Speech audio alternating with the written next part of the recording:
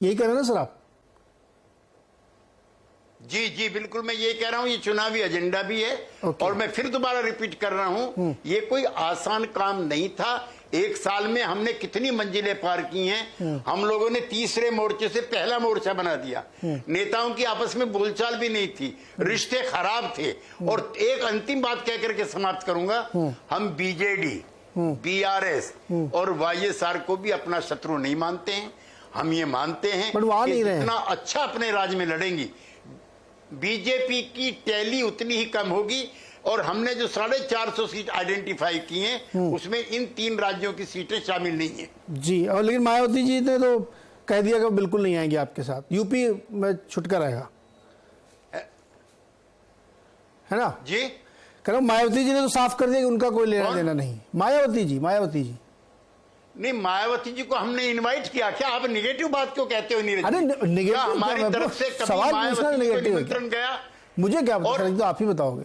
और इंडिया में नहीं, निगेटिव नहीं है। हाँ। आपका ये कहना कि मायावती जी ने मना कर दिया, हमने बुलाया क्या? नहीं, अगर मुझे नहीं पता, उन्होंने प्रेस कॉन्फ्रेंस करके मना किया, तब तो आप कह सकते हो। ट्वीट कर दिया उन्होंने कि हम तो किसी में नहीं जाएंगे। ऐसा हमारी पहली शर्त है। हाँ। जो भारतीय जनता पार्टी की सोशो इकोनॉमिक पॉलिसीज को अपोज करते हो, हाँ, वो इंडिया में आएंगे। जो वो भी करती है लेकिन आ नहीं खैर रहे हैं, उसके साथ बीजेपी के हमें क्या दिक्कत है? अरे वो तो बीजेपी को ही मना कर रही है, मैं उनके साथ भी नहीं हूँ, उनके साथ भी नहीं है। वो पता नहीं, उनकी पॉलिटिक्स एक बड़ा डिफरेंट है। वो इनडायरेक्टली कुछ लोग कहते हैं कि वो इसी तरीके से बीजेपी को फ़ायदा पहुंचाती हैं। बीजेपी वाले कह रहे हैं नहीं हमको क्या फ़ायदा पहुंचाएगा। बहरहाल वो इंडिया में नहीं है और ना एनडीए में है, वो अलग है अपना। वालिया साहब, एक सवाल अभी त्यागी जी मैं आपके पास दोबारा आऊँगा, चूँकि आपने उसका पहले कहा कि ऐसा नहीं है, लेकिन ये सवाल खड़ा है अभी भी, चाहे वो आपकी पार्टी हो, चाहे त्यागी जी की पार्टी हो, चाहे एनडीए की जो दल हो, उसमें फेस की लड़ाई है। ये लड़ाई इसलिए सीरियस है, जिसका जवाब मुझे आप लोगों से चाहिए। सवाल है जनता जानना चाहती है, क्योंकि जो अब तक 3 सर्वे हम लोगों ने देखे हैं, अब उनको आप खारिज कर दीजिए कि सर्वे बिल्कुल मैं नहीं मानता, आपका अधिकार है, लेकिन उस हर सर्वे में एक ही सवाल बार बार निकल के आता है कि मोदी जी के नाम पर सारी चीज़ें एक किनारे हो जाती हैं। तो क्या ये सवाल INDIA में या इंडिया में डिस्कस नहीं हो रहा, या इसीलिए बार बार ये पोस्चरिंग हो रही है? आपके तो मुख्यमंत्री जी कह रहे हैं राहुल जी के नेतृत्व में चुनाव लड़ना चाहिए, ये कोई भी एक जो भी हो। वालिया जी देखिए नीरज जी, सबसे पहले मैं आपको बहुत धन्यवाद देता हूं कि आपने मुझे यहाँ पे बुलाया। मैं त्यागी जी की बात सुन रहा था, मैं दुबे जी की बात सुन रहा था, और कांग्रेस पार्टी ने ये तय किया है कि कांग्रेस पार्टी एक बड़ा दल है और इंडिया अलायंस में सभी बहुत सम्मानित दल हैं और इस देश के बड़े नेतागण हैं, कई राज्यों के मुख्यमंत्री हैं, वो बहुत ही सम्मानित लोग हैं। और कांग्रेस पार्टी कोई भी अपना निर्णय इस गठबंधन के ऊपर थोपने वाली नहीं है। कांग्रेस पार्टी अकेले तय नहीं करेगी कि इस गठबंधन का चेहरा कौन होगा, प्रधानमंत्री पद का उम्मीदवार कौन होगा, वह सभी दलों को मिलकर तय करना है।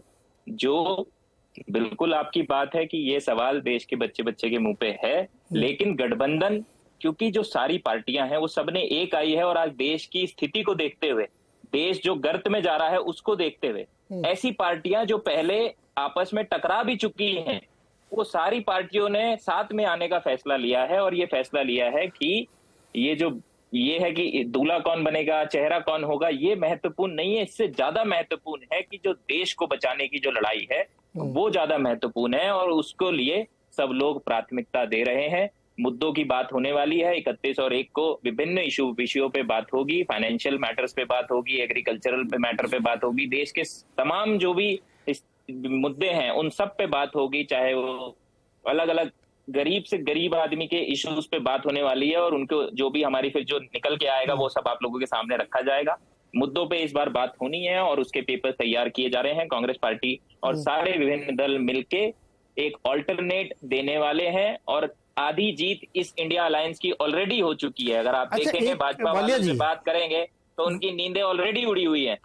नहीं, उनकी नींद उड़ी, देखिए महंगाई को एड्रेस करने आप लोगों ने दबाव बनाया तो उन्होंने 200 रुपए कम कर दिए, वो तो आप देख ही रहे। मैं जो इतने सवाल नहीं, ये 200 रुपए कम करना नहीं, किसी की आंख फोड़ दो और उसके बाद उसको चश्मा दिलवा दो, ये कोई बात नहीं होती है। अरे ये आप लोग कह रहे हैं बाद में भी 900 हमने दबाव बनाया मिल रहा है, जब हम 400 रुपए का देते थे। मैं तो कह रहा हूँ कि अभी भी बहुत महंगा है, और कम तो कराइए ना सर, हम कब कह रहे हैं मत कराइए। 1200 रुपए का आज जो है सिलेंडर इनका नॉन सब्सिडाइज्ड है। हमारे टाइम पे इनका 1100 रुपए अभी नॉन सब्सिडाइज्ड है, हमारा 1200 रुपए नॉन सब्सिडाइज्ड था, तो हम 400 रुपए का देते थे। और ये आज भी जो है 922 रुपए का दे रहे हैं और कह रहे हैं जी हमने कम कर दिया। सुनिए, ये देश की सच्चाई है। नहीं, अरे सच्चाई क्या, तो फैक्ट है, ये तो लोगों को पता ही है, और लोग कैलकुलेशन करके बताए थे कितने का है।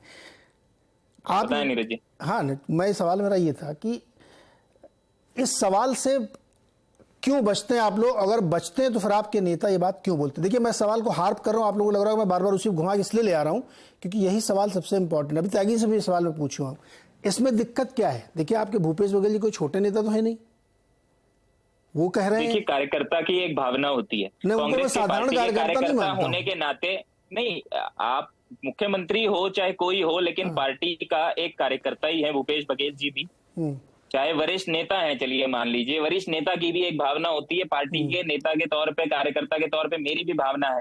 लेकिन जब हम एक अलायंस में आते हैं तो हमें सामने वाले का भी सम्मान करना पड़ता है। और कांग्रेस पार्टी, ये सारे जो बड़े नेता हैं देश के, अपने आप में बड़े बड़े नाम है, नीतीश कुमार जी, ममता जी, इवन केजरीवाल जी, सारे जो लोग हैं बड़े लोग हैं, इन सबका सम्मान है। पवार साहब हैं, सब लोगों का सम्मान है, सब लोग मिलके तय करेंगे। कांग्रेस पार्टी अकेली तय नहीं कर सकती है, ना ही अपना पैसा इनके ऊपर थोपने वाली है। अकेले कौन कह रहा है? त्यागी जी, कल की बैठक में, कल परसों की बैठक में मिलके भी तो ये तय किया जा सकता है कि इनके फेस पर चुनाव लड़ा जाएगा। मैं कह रहा हूं क्योंकि उन्हीं की उधर से फेस ही पे किया जा रहा है, उस फेस को रिकॉग्निशन भी है,